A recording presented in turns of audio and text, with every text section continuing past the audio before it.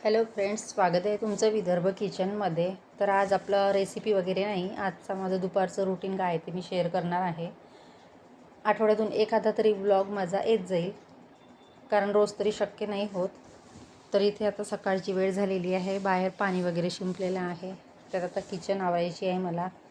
आणि आता ही रूम पण आवरून घेतलेली आहे. तिकडे रांगोळी काढलेली आहे आणि इथे काळा चहासोबत खारी किंवा टोस्ट आमच्याकडे खातात. सहसा बिस्किट खात नाही. सकाळी थोडं चहा खारी खाल्ली की मग तो नाश्ता नसेल तरी चालेल.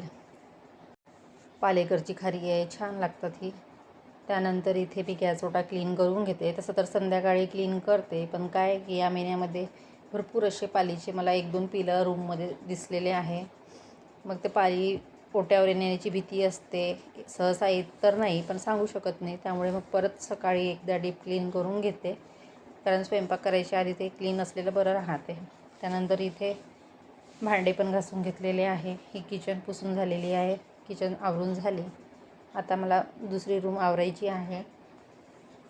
तर या रूममध्ये फरशी ही पुसायची आहे. ही फरशी मी लास्टमध्ये पुसते, कारण इथं कपडे धुवावं लागते. त्यामुळे इथून जाणं येणं केलं की खूप पाय होतात आणि ते पुसलेलं व्यवस्थित वाटत नाही, म्हणून मग मी ते शेवटी पुसते. आता इथे कपडे वगैरे झालेले आहे, आंघोळी झालेले आहेत. आता इथे किचनमध्ये भांडे लावायचे आहे मला. भांडे मी उन्हामध्ये थोडा वेळ सुकत ठेवलेले होते. ओले जर भांडे घासल्या लावले तर रॅकमध्ये खूप अशी डागं पडतात. त्याच्यामुळे मग भांडे छान सुकू देते, नंतरच भांडे लावून घेते. भांडे लावून घेतले की मग स्वयंपाक करायला बरं पडतं, नाहीतर मग एक भांडं शोधत राहावं लागतं. त्याच्यामुळे आधी भांडे लावून घेतलेले आहे. आणि त्यानंतर मग आता इथे देवपूजा पण आटपून घेते. देवपूजा झाली की लगेच मग स्वयंपाकाची तयारी. आणि आमच्याकडे सध्या वातावरण तर कधी खूप ऊन असते, तर कधी एकदम आभाळ आलेलं असते. पाऊस तरी इतका नाही येत, पण हवा विजा भरपूर होतात. त्या मानाने पाणी येत नाही. आणि गरम पण खूप होत आहे. विदर्भामधली ऊन तर जास्तच असते आमच्या. आणि आभाळ असल्यामुळे तर जास्तच गरमी होत आहे. काही वेळ ऊन, काही वेळ आभाळ असं वातावरण चालू आहे सध्या. त्यानंतर इथे मला हे तेल काढून घ्यायचं आहे. तेलाची कॅन मी आठवड्यातून एकदा घासतेच, कारण जर ती जास्त दिवस ठेवली की जास्त चिकट होते आणि घासायला पण खूप प्रॉब्लेम होतो. म्हणून मग मी जसं ते तेल संपलं तशी घासून घेते. आठवड्यातून एकदा तरी घासतेच. त्यानंतर तेल काढून घेते. आणि असं होते की मग समजा 8-10 दिवस नाही घासली ती, तर मग ते बाहेरून सर्व तेल लागते आणि ओट्याला पण तेल होते. त्यासाठी मला खाली एक प्लेट ठेवावी लागते.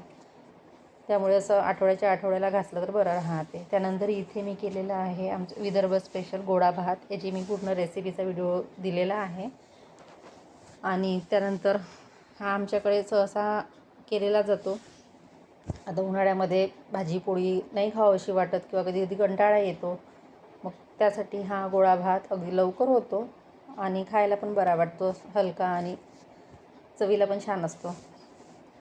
तर यामध्ये मी असे गोळे घातलेले आहे भातामध्ये. भात अर्धवट शिजू द्यायचा, नंतर त्यामध्ये हे बेसनाचे गोळे तयार करून यामध्ये आपल्याला ॲड करायचे आहे आणि भाताने पूर्ण ते कवर करून घ्यायचे. 10 मिनटानंतर ते छान असे शिजतात भातामध्ये. कोणी वाफवून पण करतात, पण मी असं भातामध्ये शिजवून घेते. त्यानंतर इथे मी कढी केलेली आहे. गोळे भातासोबत कढी पाहिजेच असते. कढी किंवा ताक किंवा दही असले तरी चालेल, पण मी ते कढी केलेली आहे. आता बघा इथे भात पण छान शिजलेला आहे.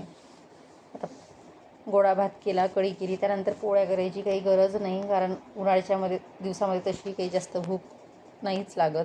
थोडा भात जरी असला तरी होऊन जाते. त्यानंतर बघू शकता आभाळाचं वातावरण, आमच्याकडे हवा पण खूप सुटलेली आहे.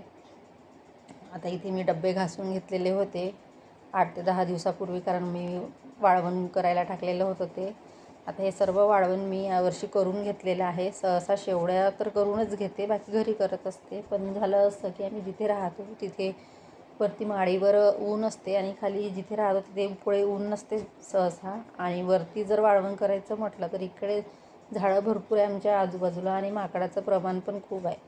कधी माकड येतील सांगता येत नाही. त्याच्यामुळे मग यावर्षी मी करूनच घेतलेलं आहे. इथे मी ह्या हातावरच्या शेवळ्या करून घेतलेल्या आहेत. आमच्या ओळखीतल्या ज्या ताई आहेत त्यांच्याकडून मी 3 किलोच्या शेवळ्या केलेल्या आहेत. त्यांनी 100 रुपये किलो याप्रमाणे करून दिलेल्या मला, कारण गहू वगैरे सर्व त्यांचेच होते.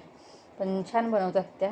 आणि आमच्या विदर्भामध्ये हातावरच्या शेवळ्या जास्त करतात, म्हणजे मशीनच्या पण करतात, पण त्या हातावरची याची चव छान लागते.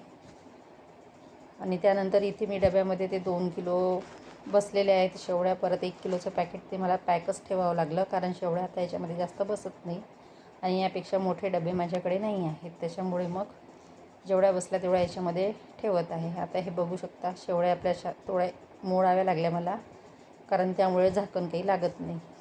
आणि त्या खूप छान बनवतात. त्यांच्याकडे भरपूर ऑर्डर असतात. शेवळ्या, पापड, परत चिप्स, बटाट्याचे पापड, सरगुंडे, असं भरपूर काही त्या बनवतात. त्यामुळे मी यावर्षी त्यांच्याकडून सगळं करून घेतलेलं आहे. तसंही आपण घरी केलं तरी खर्च तेवढाच येतो, फक्त थोडा 100-200चा फरक पडतो.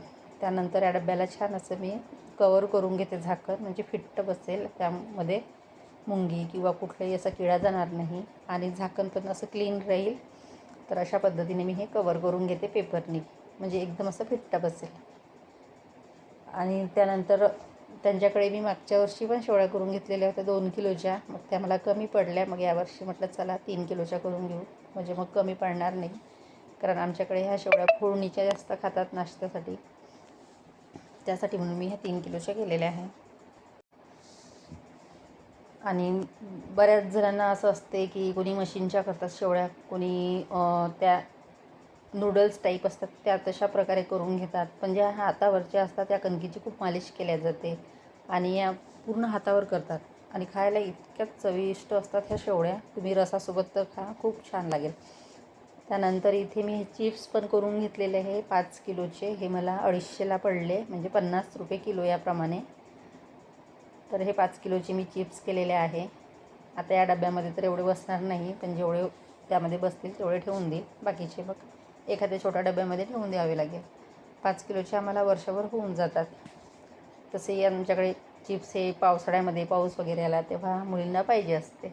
सहसा तरी इतकं या टाईमामध्ये कोणी खात नाही. तर सर्व अशा प्रकारे वाळवण करून घेतलेलं आहे मी. आता हे सर्व डबे मी घासून घेतले आणि म्हटलं चला आता हे वाळवण भरून ठेवून द्यायचं याच्यामध्ये. म्हणजे मग वर्षभर पावसाळ्यामध्ये तर एक तर वाळवता येत नाही, अधेमध्ये दिवाळीच्या टायमामध्ये थोडंफार वाळवलं जातं. आता एवढे चिप्स माझे बाकी आहेत, या डब्यामध्ये काही बसत नाही. आणि प्लास्टिकच्या डब्यामध्ये ठेवलं तर एक बरं पडते की लगेच लक्षात येतं, कारण स्टीलच्या डब्यामध्ये ठेवलं की लक्षातही येत नाही आणि मग ते तसंच राहायला जातं. त्यामुळे मी चिप्स झालं, पापड झालं, हे प्लास्टिकच्या डब्यातच ठेवते, म्हणजे लक्षात येईल आणि तळल्या पण जातील.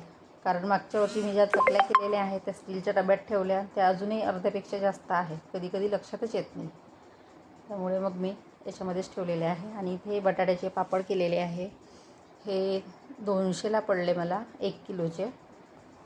तर हे पण 2 पॅकेट आहे अर्ध्या किलोचे. आता हे काही पूर्ण बसणार नाही, जेवढे बसेल तेवढ्या डब्यामध्ये ठेवून घेते. तर आमच्याकडे कोणी उपवास तर करत नाही, पण सहज खायसाठी म्हणून मी करून घेतलेले आहे. अधेमध्ये कधी कुठला सणवार असतो तर तळायला बरे पडते. पापड पण खूप छान बनवतात त्या, टेस्ट खूप छान लागते पापडाची. मी हे तर न तळता भाजूनच घेते, भाजून पण खूप छान लागतात. आलू आणि बटाटा, सॉरी, आलू आणि याच्यामध्ये साबुदाणा पीठ असं वापरतात त्या. त्यानंतर इथे हा पापडा आहे. पापडा हा आमच्या विदर्भातील आहे. आता याचा डबा थोडा सुकायचा आहे म्हणून मी पिशवीत ठेवलेला आहे. 5-10 मिनिटांनी तो डबा सुकला, उन्हामध्ये ठेवलेला आहे की मग त्यामध्ये भरून घेते. तर असं दुपारचं रुटीन आहे माझं, कारण बाहेर वातावरण खूप बदललेलं आहे, त्याच्यामुळे सर्व डबे आतमध्ये घेऊन आलेली आहे. बरेच डबे घासलेले होते आज, ते मी त्याचा व्हिडिओ घेतलेला नाही. त्यानंतर जे शिल्लक राहिलेलं आहे त्या पिशवीमध्ये भरून घेते, म्हणजे मग ते कधी तळायला की बरं होईल. त्यानंतर हा पापडा पण या स्टीलच्या डब्यामध्ये भरून ठेवते. हा पापडा आमच्याकडे विदर्भामध्ये केला जातो आणि हा पोह्यासारखा बनवतात आणि हा पण गव्हापासून बनवतात आणि हा टोपल्यावर केला जातो, खूप छान लागतो. तर कसा वाटला आजचा व्हिडिओ? आवडला असेल तर नक्कीच लाईक करा, शेअर करा, सबस्क्राईब करा. Bye bye.